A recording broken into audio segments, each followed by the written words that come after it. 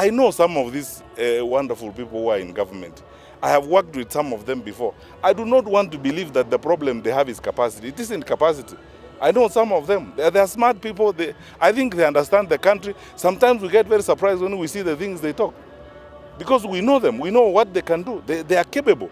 So we are encouraging them. We don't want to criticize them. We want to encourage them to stand up, rise up, crank together and get some work done.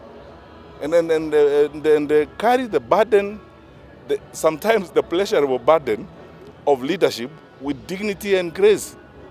And stand out for the country now. So mimi kwa maoni yangu, that's why you have noticed I'm not focusing so much on talking about siasa and stuff like that. I mean, which siasa are you talking about? 19 people dead. That's what the Kenya Human Rights Commission says. There's so many injured, businesses destroyed. If you look at the looting that was done around, I wonder, finally, let me say this, and I'm saying this with absolute sincerity. I have been moving around, talking to people. I go to, meet people. Look here, I am in charge here today, sitting with these leaders. The level of bitterness and anger down below in the country is unprecedented. I have not seen that before. Now, to imagine that there's nothing wrong and carry on as if it's business as usual, honestly, you have to be a very strange person. We are asking our brothers and sisters, and then, as I said, this is a patriotic moment. This is a time for the country. And what is being called upon now, it's also a leadership moment. Let's stand up and do the right thing for our country. And it cannot be based on excuses, some of them lovable. That, I don't know who, I saw them on the TV, they're dropping money. So when you saw them dropping money, why didn't you arrest them? Because, when leaders tell us these things, and I've said this several times before, I mean, as a minister, if I was a cabinet minister myself, as a minister, I would never make allegations. Sasa niwaambie nyinyi wananchi mfanye nini? Hamuna pingu, hamuna polisi, hamwezi kukamata mtu. Sasa nikuje kulia huko kwa wananchi, mfanye nini nyinyi wananchi? Yule ako na madaraka wa kufanya hiyo kazi, hawezi kuja aseme ni wale ama ni huyu. If you have evidence huyo mtu ako na maneno, onyesha watu hii evidence ndio hii, huyu amefanya makosa haya na hatutaki mtu akufanya makosa kama haya. Sasa sio wakati wa kulaumiana tafadhali. Sasa tuende kwa kazi.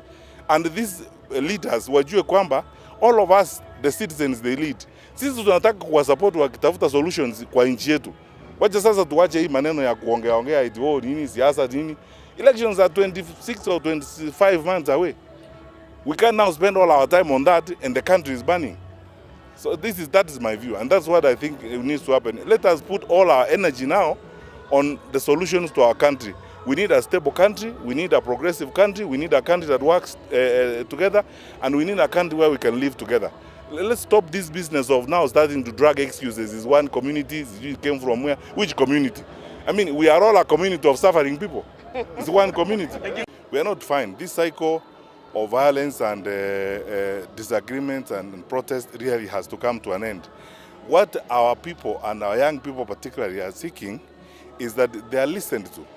And our leaders, particularly our leaders in government, who are the ones who have consequential convening power, are the only ones who can put people together in the manner in which even civic leaders are suggesting, so that we can focus on the solutions to the challenges and the problems that we are dealing with.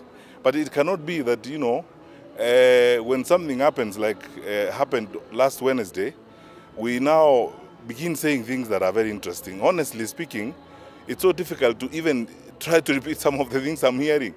How can you say, now we are talking about one community, or saying, the people who were on the streets came from Muranga and Nyeri, and then they went all the way to Kericho and Kisii and Kakamega and Mombasa. So there was no one in Muranga and Nyeri that day. Everyone left Muranga and Nyeri, went to Busia and Kisumu. Honestly, Narok, we are, that is worse than a joke, honestly. When you are talking about the grave nature of the challenges that we are dealing with, how can we trivialize such a serious national crisis and then subject it to, hilarious jokes like those? Let's be serious. And personally, I associate myself with the remarks and the position that has been taken by the religious leaders in this country, private sector groups that are saying the same thing as we are saying, namely that our country is headed the wrong direction. And this is not rocket science. You don't need a PhD from Harvard to know we are headed the wrong direction. You can see it. It's written all over the place. And in saying so, we are saying this is a patriotic moment. It's a moment for all of us to cross ranks. Wacha tuweke kando hata hiyo mambo ingine yote, siasa nini. We're talking about uchaguzi is 25 or 26 months away. Our country must survive first, and we must be a stable nation before we get there. So let us not even stop talking about those businesses, about elections and stuff like that. Focus on the stability of the country, the welfare of our children. Tuongee sisi wote pamoja. I don't understand why this is it's so difficult. And then when a problem has happened, you know, accepting that we have a challenge does not make you less important, does not take away the power of your office, does not make you a small person. You know, we are human beings. You can actually make mistakes, and then things can go wrong. And if they have gone wrong, the right thing to do is to step forward and say, hey, good people, we think something is not going the right way. Can we now speak?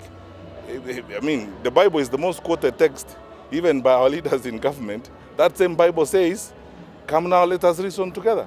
It's time for reasoning together for the purpose of ensuring that our country is going the right direction.